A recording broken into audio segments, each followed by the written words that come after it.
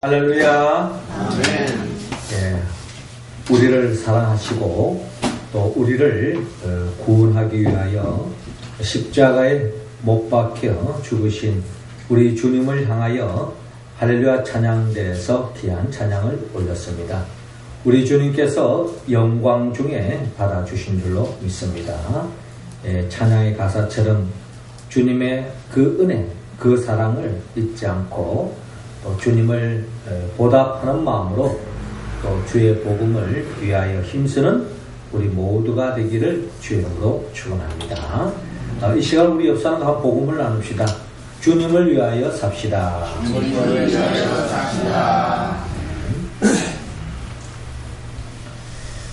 예, 암탉이 알을 품을 때는 나름 이유가 있습니다. 목적이 있다는 거죠. 그것은 바로 어떻게 보면 돌멩이 같이 생긴 알이지만 거기에 따뜻한 온기를 전하고 또 사랑을 쏟아서 21일이 지나고 나면은 알이 깨고 나와서 병아리로 새로운 생명으로 잉태되는 과정을 볼 수가 있습니다. 이처럼 암탉이 새 생명을 낳기 위해서 알을 품는 것처럼 예수님께서 이 땅에 오신 목적이 있습니다. 그것은 바로 우리 모두가 죄를 지어서 하나님의 나라를 상실하고 또 참된 행복을 누리지 못하는 우리를 구원하여서 하나님의 나라를 되찾고 행복한 삶으로 이끌기 위해서 주님이 이 땅에 오셨고 마침 우리의 모든 죄를 대신 짊어지고 십자가에 못 박혀 죽으심은 결국 우리를 온전한 구원의 길로 인도하기 위해서 주님이 이 땅에 오시고 십자가에 못 박혀 죽음을 당했습니다. 주님께서 우리를 세우기 전에 먼저 제자들을 먼저 부르시고 제자들을 부르신 목적은 이처럼 이 구원의 역사를 예수님 혼자 감당하는 것이 아니라 제자들과 함께 그 구원의 역사를 펼쳐신 것을 볼 수가 있습니다. 이를 위해서 제자들을 불러주셨던 것처럼 주님께서 이 시대 속에 우리 교회를 불러주시고 교회 속에 우리를 불러주셔서 우리를 부르신 그 목적 또한 주님이 이 땅에 오신 목적처럼 우리를 통해서 이 땅에 하나님의 나라가 세워지고 또 하나님의 나라가 전파되어지는 그 같은 역사를 이루기 위해서 우리를 부르셨다라고 성경은 우리에게 말씀하고 있습니다. 이처럼 주님과 함께 하나님의 뜻을 이루기 위하여 진정한 우리의 삶의 목표를 이루기 위하여 하나님의 나라를 살아가는 우리들에게 있어서 오늘 우리는 어떠한 삶의 자세로 하루하루를 살아가야 할 것인가 하고 오늘 성경은 우리에게 말씀하고 있습니다. 먼저 하나님은 오늘 본문 31절을 통하여 고난을 감수하라고 우리에게 말씀하고 있습니다. 자, 31절 말씀 우리 같이 한번 읽어볼까요? 시작. 곧 그때에 어떤 바리새인들이 나와서 이르되 나가서 여기를 떠나소서 헤롯이 당신을 죽이고자 하나이다. 아멘. 자, 오늘 성경 본문 31절은 이렇게 시작하고 있습니다. 곧 그때에 어떤 바리새인들이 나와서 이르되 여기를 떠나소서 헤롯이 당신을 죽이고자 하나이다. 라고 기록되어 있습니다. 자, 이 말씀 속에 바리새인을 우리가 먼저 볼 수 있는데 우리가 성경에 바리새인들 하면 어떻게 본다면 예수님의 눈으로 봤을 때에 그들은 자칭 하나님을 믿는다고 하지만은 그들의 삶을 들여다봤을 때에 하나님의 뜻과는 너무나 동떨어진 삶을 살아가고 있는 바리새인들, 그들을 향하여 한때 예수님은 회칠한 무덤과 같아 겉으로는 종교생활하고 겉으로는 하나님을 섬기는 것처럼 보이지만 실상을 들여다봤을 때는 그들의 삶은 하나님의 기뻐하는 삶과는 너무나 멀어진 삶을 살고 있는 그 바리새인들을 우리가 주님께서 나름대로 곱지 않는 시선으로 보고 또 그들을 향하여 획칠한 무덤이라고까지도 이야기했고, 또 성경 전반적으로 보면 이 많은 바리새인들이 예수님을 위협하고 예수님을 대적하고 예수님을 향하여 반감을 가졌던 그들의 모습을 볼 수 있는데, 그러나 바리새인들이 다 그렇지는 않았다는 것을 오늘 성경을 본문을 통하여 헤아려 볼 수 있습니다. 자, 어떤 바리새인들, 바리새인 중에 예수님께 다가와서 이런 말을 하는 겁니다.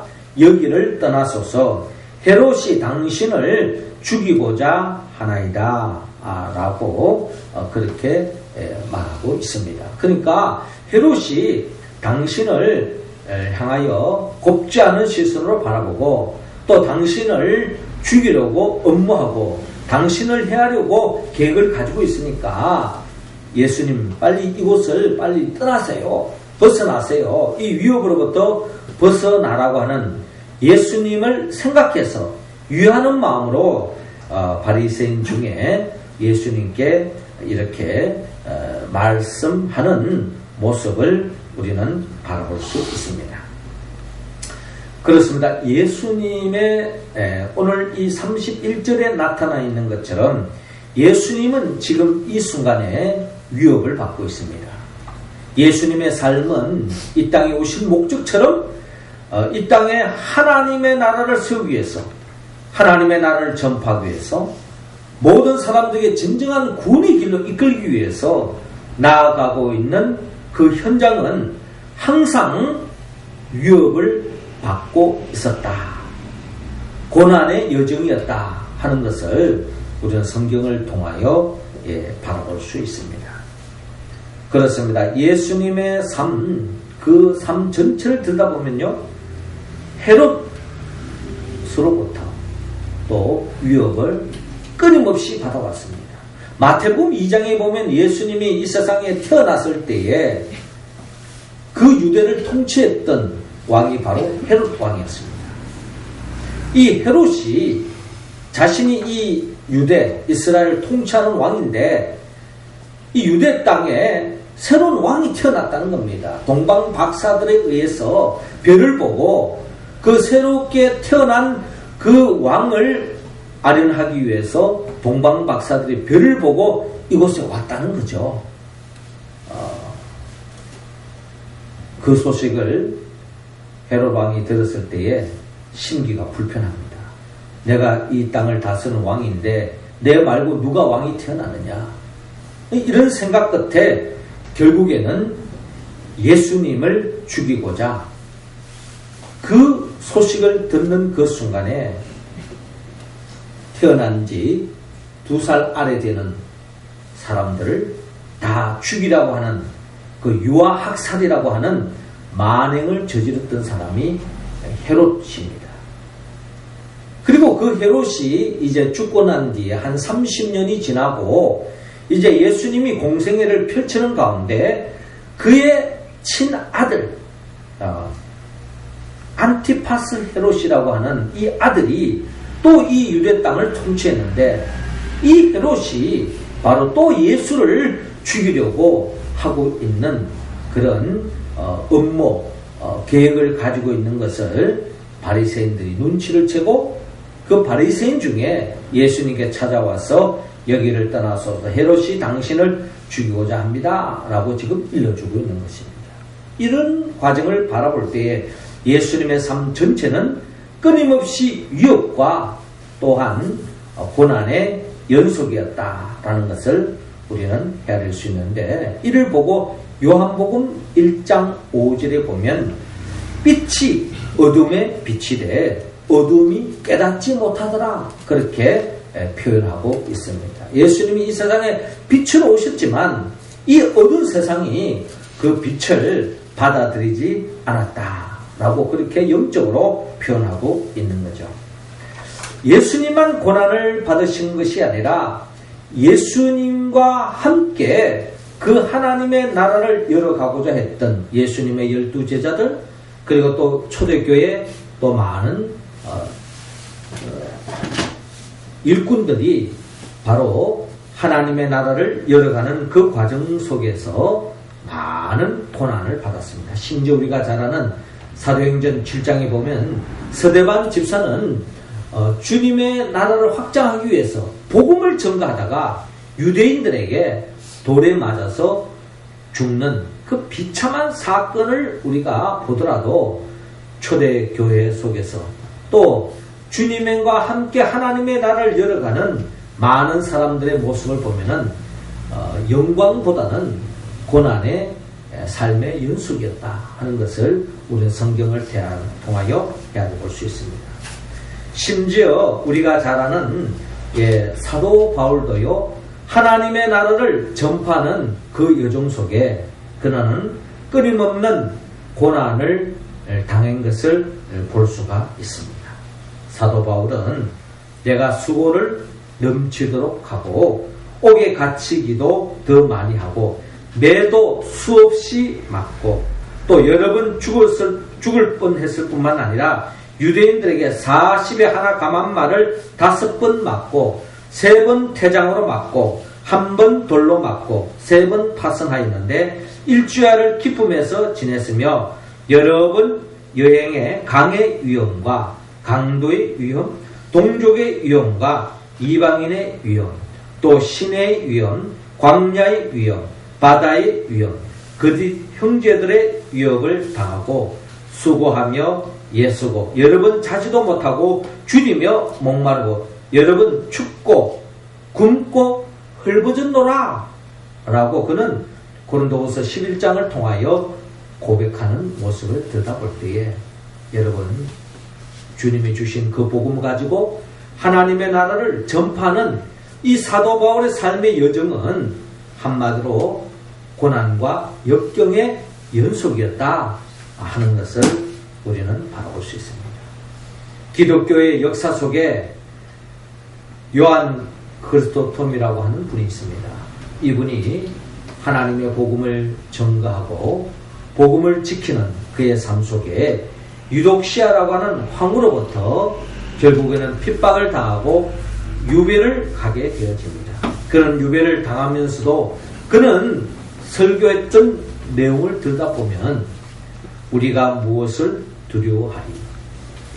쫓아내면 엘리야처럼 될 것이요 구덩이에 빠지면 예레미야처럼 될 것이고 바다에 던져지면 요나처럼 될 것이요 목베임을 당하면 세례 요한같이 될 것이요 매를 맞으면 사도 바울과 같이 되리라 라고 증거하면서 그는 하나님의 나라를 전파하고 복음을 전하는 가운데 겪는 그 어떠한 어려움과 역경과 고난도 달게 짊어지고 즐거운 마음으로 그 고난을 감수하는 모습을 바라볼 수 있습니다. 그렇습니다. 하나님의 나라를 확장하며 하나님의 나라를 전파하는 삶의 여정은 반드시 고난이 찾아옵니다. 복음 들고 나아가면 반드시 핍박이 따라온다는 것입니다. 그러나 우리는 믿습니다. 고난이 고난으로 끝나지 않고 예수님이 하나님의 나라를 전파하고 완성해 가는 데 있어서 십자가를 지셨지만 십자가의 죽음으로 끝나지 않고 십자가 뒤에 부활의 영광이 있었던 것처럼 우리도 주님을 위해서 복음을 위해서 하나님의 나라를 위해서 우리가 일을 하다가 또 그렇게 살다가 어려움을 당하고 역경을 당하면 그것으로 끝나는 것이 아니라 하나님께서 우리에게 더 없는 축복을 예비하고 계심을 여러분 믿으시기 바랍니다. 추운 겨울이 지나면 포근한 봄날이 오는 것처럼 주님의 이름으로 고난을 당하면 주님께서 반드시 우리가 형용할 수 없는 상상할 수 없는 복을 우리에게 채워주신다는 것입니다. 그래서 우리는 찬송가 487장을 통하여 우리는 이렇게 찬송합니다. 어두운 후에 빛이 오며 바람 분 후에 잔잔하고 소나기 후에 햇빛 나며 수고한 후에 쉼이 있네. 연약한 후에 강건하고 예통한 후에 위로받고 눈물난 후에 웃음 있고 씨 뿌린 후에 추수하네. 괴로운 후에 평안 있고 슬퍼한 후에 기쁨 있고 멀어진 후에 가까우며 고독한 후에 친구 있네. 고생한 후에 기쁨 있고 십자가 후에 영광이 있고 죽음 온 후에 영생하니 이러한 도가 진리로다 라고 우리는 찬송하고 있습니다. 그렇습니다. 내가 오늘 주님으로 인하여 괴로움을 당하고 슬퍼하고 또 때로는 고독 속에 고통을 당하고 고생하고 있다면 여기에서 끝나는 것이 아니라 반드시 하나님께서는 이 십자가 후에 영광의 길로 인도해 주신다고 성경은 약속하고 우리가 믿는 진리의 말씀이 바로 성경이 그렇게 약속하고 있습니다. 그날을 꿈꾸며 소망하며 오늘 겪고 있는 그 모든 어려움을 이겨나가는 우리 모두가 되기를 주님으로 축원합니다. 이어 주님께서는 오늘 우리 모두가 주님과 함께 하나님의 나라를 열어가는 그 목표를 향하여 나아가는 우리의 삶 속에 오늘 보면 32절을 통하여 무엇보다 오늘에 충실하라고 말씀하고 있습니다. 자, 32절 말씀 우리 할렐루야 찬양대원들 읽어주시기 바랍니다. 시작. 이르시되 너희는 가서 저 여호와에게 오늘과 내일은 내가 귀신을 쫓아내며 병을 고치다가 제3일에는 완전하여 지리라. 아멘. 자, 이어지는 본문 32절을 보니까 이르시되 너희는 가서 저 여호와에게 이르되 오늘과 내일은 내가 귀신을 쫓아내며 병을 고치다가 제3일에는 완전하여 지리라 하라 라고 주님께서 바리새인에게 계속 말씀하고 있습니다. 그러니까 너희는 가서 저 여호와에게 이르되 오늘과 내일은 내가 귀신을 쫓아내며 병을 고치다가 제3일에는 완전하여 지리라. 자, 이와 같은 생명의 위협을 느끼고 있는 예수님께서 자신의 의지를 분명히 밝히고 있습니다. 오늘과 내일은 내가 귀신을 쫓아내며 병을 고치다가 제3일에는 완전하여 지리라. 자, 이 말은 결국 예수님께서 오늘과 내일 그리고 이어지는 예수님의 계속 이 땅에 오신 목적을 이루기 위해서 어떤 위협이 있더라도 어떤 장애물이 있더라도 계속 이 뜻을 이루기 위해서 나아가시겠다는 겁니다. 내가 귀신을 쫓아내며 많은 사람들이 공중권세에 잡은 이 마귀에 의해서 결국에는 많은 사람들이 죄를 짓고 그 죄를 지음으로 참된 행복을 누리지 못하고 있는 이런 현실 속에 많은 사람들을 조종하는 그 귀신, 마귀, 사탄을 쫓아내고 또 육적으로 영적으로 온전하게 치유할 뿐만 아니라 하나님의 나라를 누릴 수 있도록 하는 이 사역을 주님은 멈추지 않고 계속 나아가겠다 하는 그 의지를 밝히고 있습니다. 자, 이 의지를 예수님께서 저 여우에게 이르라 라고 말씀하고 있습니다. 오늘 성경이 말하는 이 여우는 결국 오늘 성경의 본문에 기록되어 있는 헤롯을 이야기하고 있습니다. 오늘 성경에 나타나 있는 이 헤롯은 어떤 사람입니까? 우리가 잘 아는 바 예수님이 태어났을 때에도 예수님의 생명을 위협했던 헤롯의 아들 안티파스. 이 헤롯은 그는 목적을 위해서 수단과 방법을 가리지 않았던 사람입니다. 자신의 야망을 이루기 위해서, 자신의 행복을 위해서, 자신의 권력을 유지하기 위해서는 수단과 방법을 가리지 않았던 사람이 바로 이 헤롯 왕, 한마디로 예수님이 보는 여우라는 것입니다. 한마디로 교활하기 짝이 없고 자신의 목표를 위해서는 수단과 방법을 가리지 않는 여우와 같은 한마디로 교활한 자라고 주님께서 비유로 말씀하고 있습니다. 우리가 잘 아는 바처럼 이 헤롯은요, 자신의 동생의 아내를 탐했습니다. 그래서 동생을 죽여버렸어요. 그리고 그 동생의 아내를 자신의 아내로 차지할 정도로 자신을 위해서라면, 자신의 행복을 위해서라면 윤리, 도덕 필요 없습니다. 수단과 방법을 가리지 않고 자기 권력을 가지고 한마디로 그 어떠한 짓도 할 수 있는 것이 바로 이 헤롯 왕이었습니다. 우리가 잘 아는 것처럼 예수님의 길을 예비했던 이 세례 요한도 이 헤롯에 의해서 죽음을 당하지 않았습니까? 헤롯이 하는 이야기가 뭡니까? 회개하라! 천국이 가까웠느니라 하면서 많은 사람들의 죄에 빠져 있어서 하나님의 나라를 누리지 못하는 그들의 죄의 문제를 해결하기 위해서 회개를 촉구했던 사람입니다. 아마 그 회개를 촉구했을 때 가장 양심의 가책을 받았던 사람 중에 한 사람이 바로 이 헤롯 왕이 있을 거예요. 자신의 동생을 죽이면서까지 그 아내를 차지했던 헤롯, 이것을 지적했을 때 아마 헤롯은 이 세례 요한이 눈에 가시로 여겨졌을 것입니다. 그래서 결국에는 그 딸의 핑계를 들어서 헤롯 왕을 목을 베는, 참수해서 죽이는 그런 만행을 저질렀던 사람이 바로 이 헤롯이고, 이 헤롯이 지금 예수까지의 생명까지 위협하고 있는 상황이라는 것입니다. 이런 헤롯에게 예수님께서 말씀하고 있는 것입니다. 오늘과 내일은 내가 귀신을 쫓아내며 병을 고치다가 제3일에는 완전하여 지리라. 예수님께서는 이 하나님의 나라를 열어가는, 하나님을 열어가는 예수님의 복음의 핵심은 바로 뭐냐? 회개하라, 천국이 가까이 왔느니라 라는 말씀이었습니다.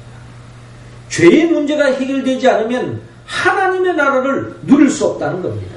그래서 계속 회개를 촉구하고 그 죄를 짓게 하는 마귀를 쫓아내고 죄의 문제를 해결하기 위해서 복음을 전하시는 예수님을 바라볼 수 있습니다.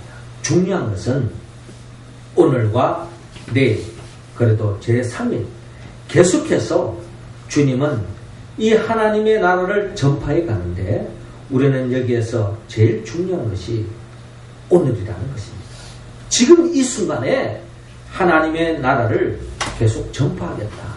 지금 이 순간에 헤롯으로 인하여 생명을 위협을 받는다 할지라도 지금 이 자리에서 하나님의 나라를 전파하는 것을 소홀히 할 수 없다.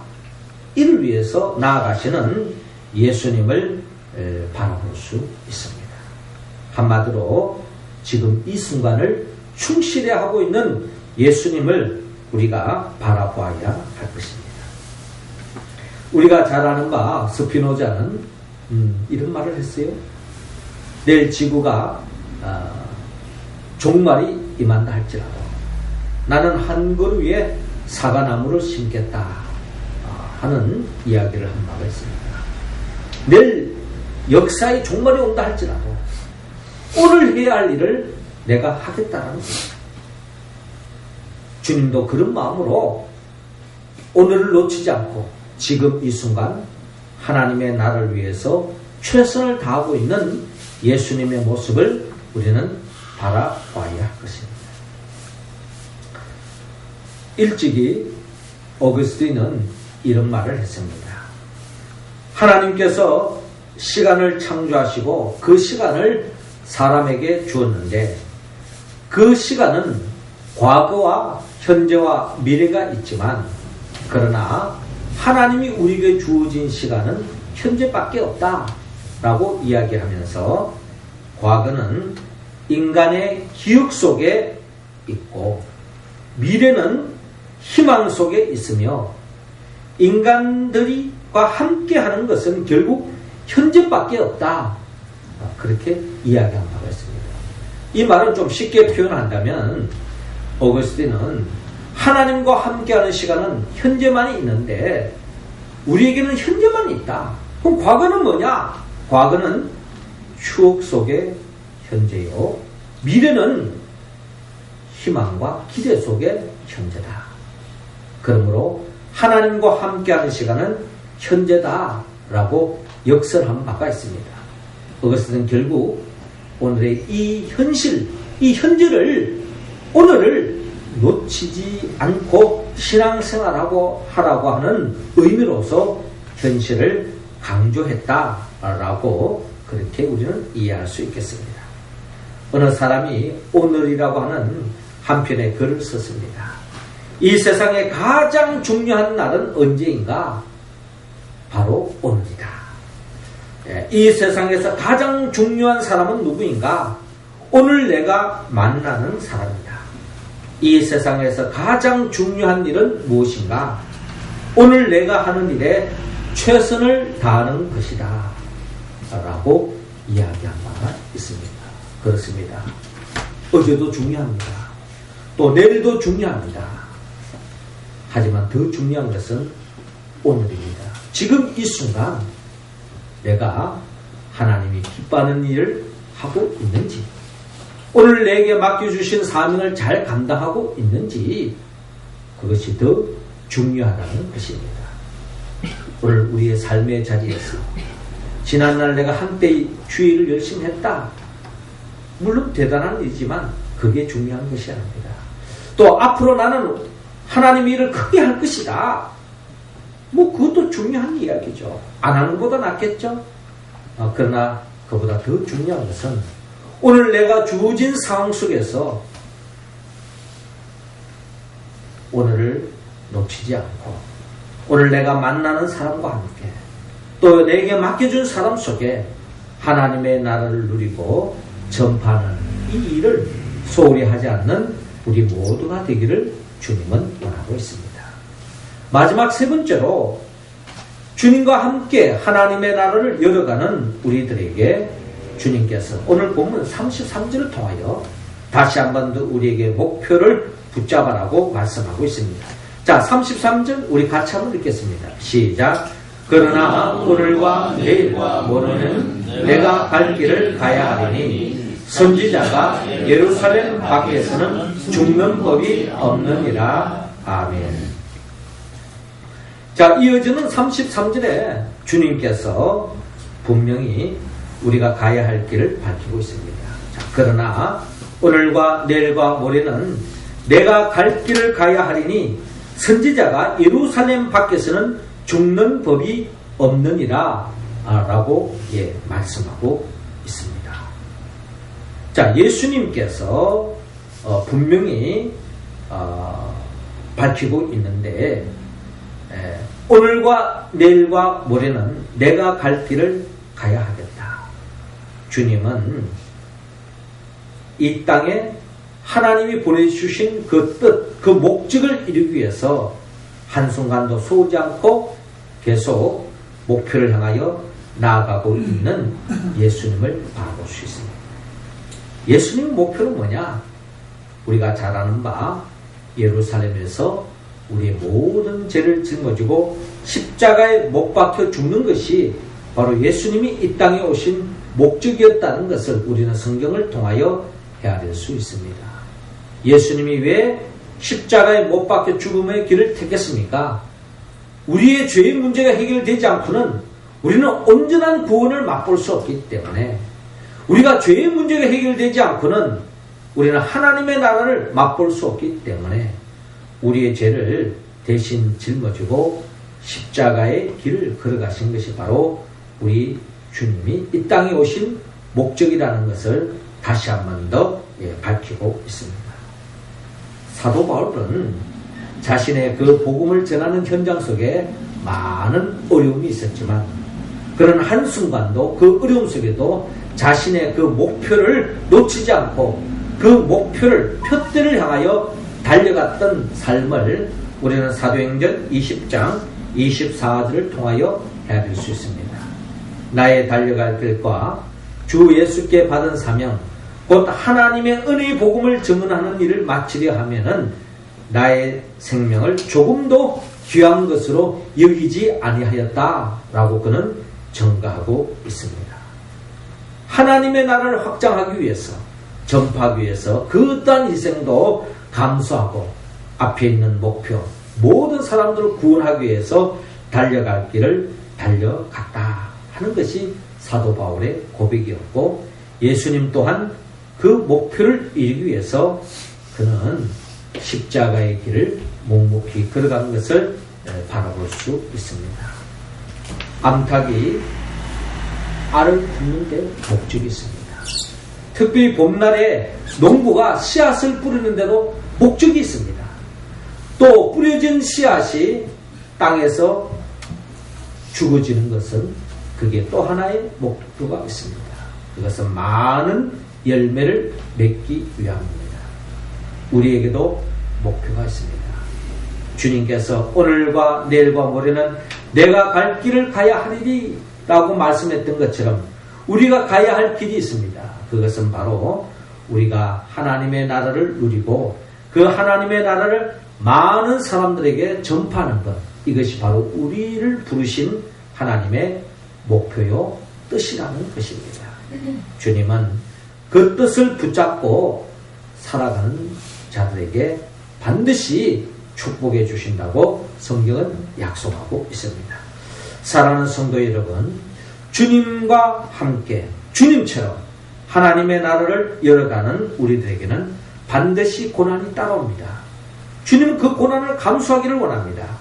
그리고 그 고난을 한때 고난을 받았다, 또 훗날에 어려움을 겪을 것이다 하는 것이 아니라 오늘 내 삶의 자리에서 그 어떠한 고난을 감수하고 오늘을 충실히 하라고 말합니다. 그리고 주님처럼 그 목표를 놓치지 말고 끝까지 믿음에 달려갈 길을 달려가라고 말하고 있습니다.